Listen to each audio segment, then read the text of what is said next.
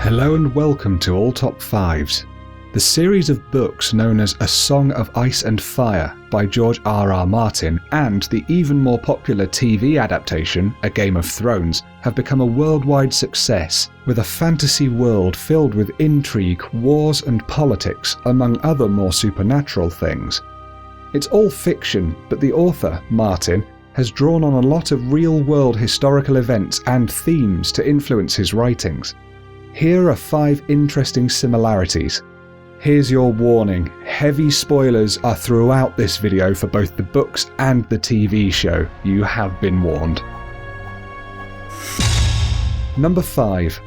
The Wall. Probably one of the most obvious real-world inspirations is Hadrian's Wall in Northumberland, England. That makes it no less important though. Back in 1981, Martin visited England and stopped by Hadrian's Wall, which he said had a profound impact on him at the time. Hadrian's Wall was built by the Romans starting in the year 122, while Emperor Hadrian was in power. It spanned the width of England, 73 miles in that particular area, and was built 10 feet wide and up to 20 feet high. Roman legions were thought to have constructed the wall partly as a symbol of their phenomenal power and defensive capabilities, and partly to defend this furthest northern border of their empire from raiding parties and barbarians who lived in the mysterious Northlands. This is obviously where George Martin's fictional construction The Wall comes in, with many similarities. It was constructed in the ancient past, is over 700 feet tall, and runs the width of the northern border of the Seven Kingdoms for around 300 miles. Additionally, the purpose of the wall echoes that of Hadrian's Wall. It was built to protect the southern realms from the barbaric people known as the Wildlings who live in the cold north beyond the wall, notorious raiders of border farms. Both walls were guarded by outposts and castles along their length.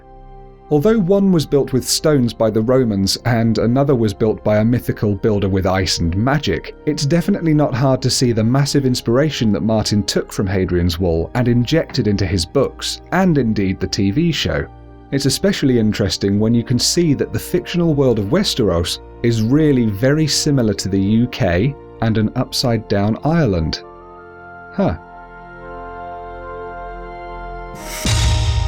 Number 4. Winter is coming. Perhaps one of the best remembered lines from Martin's saga is "Winter is coming." This refers to the characters experiencing a sense of foreboding and impending doom with the coming of the cold season and the icy evils from beyond the wall. In the books and the show, the seasons are irregular and unpredictable in length. For example, the current winter has lasted for over a generation rather than just 100 days or so. Although never truly explained and assumed to be something to do with magic and the forces of evil, the author George R.R. Martin did reveal his inspiration for having an unbelievably long, cold and harsh winter in an interview. He told of one winter he spent in Chicago back in 1967 when a blizzard caused 23 inches of snow to fall on the city, freezing and changing everything for its duration. Martin recalls, "There was so much snow that winter you couldn't see. All snow, all ice, and it was so very cold." He then went on to describe the feeling, which definitely mirrors a lot of the colder, icier, bleaker scenes set in his books. "It was like the trenches during World War I, but they were trenches of ice. I remember walking through the trenches and the tunnels of ice, the wind blowing so you couldn't even see. It's an experience that never left me." So it seems that Martin knows well the bleak frostiness that cold weather can bring, and he's drawn on his experience of the blizzard of '67 to write a huge chunk of his stories. Number 3. Wars of the Roses. Now we're getting properly historical. So, a quick recap for you. In A Game of Thrones, there are 2 neighbouring warring factions headed by 2 families, each with their own claim for the throne of the Seven Kingdoms, resulting in bloody battles: the Lannister family and the Stark family.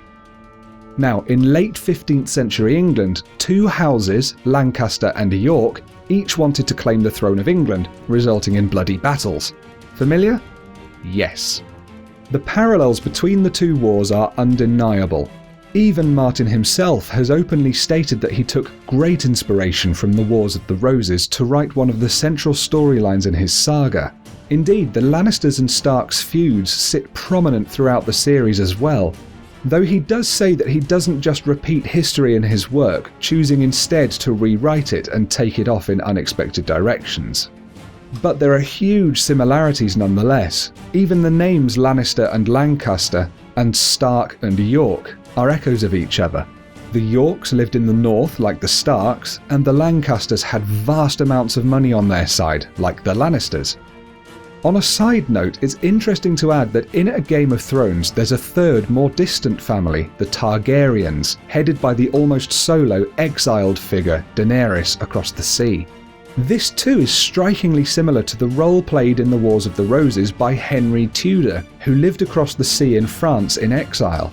Both Daenerys and Henry Tudor seek to return to the country and succeed the throne by amassing a plan and an army from afar. It ended up with Henry Tudor fighting for the Lancasters, and himself winning the throne as a result. So could we see something similar in A Game of Thrones, with Daenerys Targaryen maybe joining forces with the Lannisters to win the Iron Throne? Who knows? Number 2. Greek fire. In the books and in the TV show, there is a substance called wildfire, which plays a key role in one particular battle.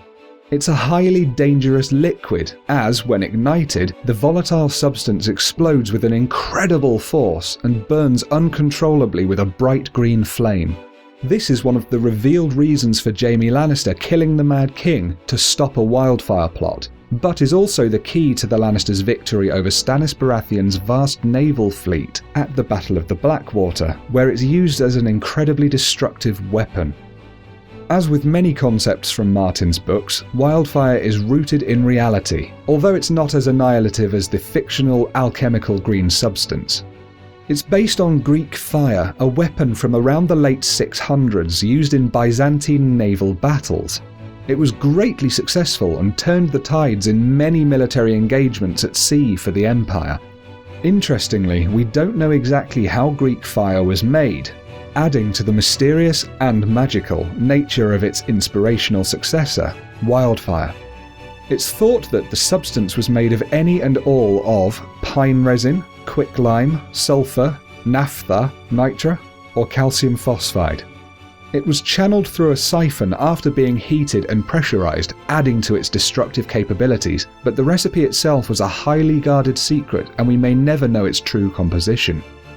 This is reflected in wildfire in A Game of Thrones, as it's cooked up and controlled secretly by the Alchemists Guild, who never divulge their secrets and keep it locked up away from prying eyes.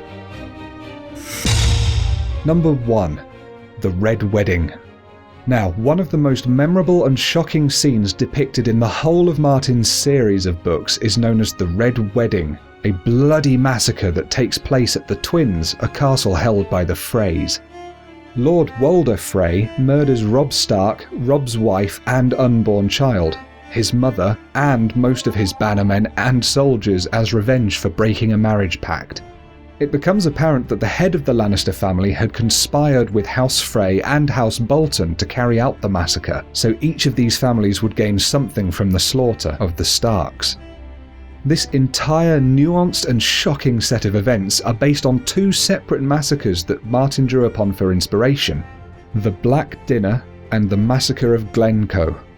The Black Dinner occurred in Scotland in 1440. King James II of Scotland was at war with the Black Douglas clan, but decided to invite Earl William Douglas and his brother as his guests for a feast and to have safe passage through his lands.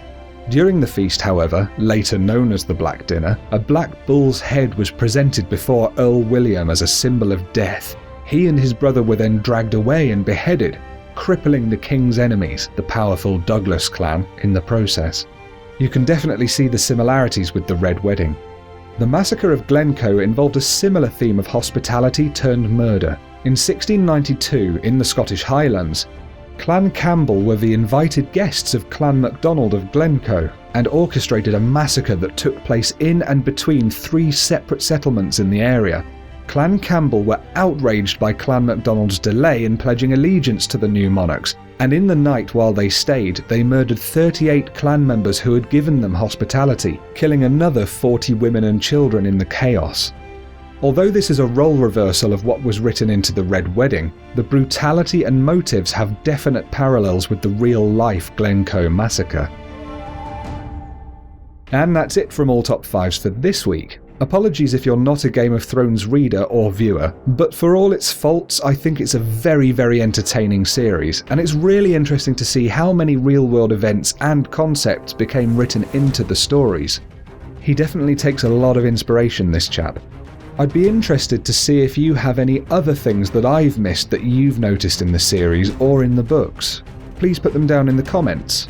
Just remember while you're writing your comments to be considerate and polite. Let's all get along.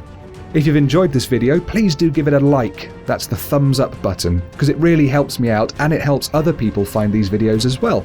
You can click subscribe if you'd like a new video from me every single Tuesday on loads of different topics. So, peace and love to each and every one of you, and I'll see you all next time on All Top 5s.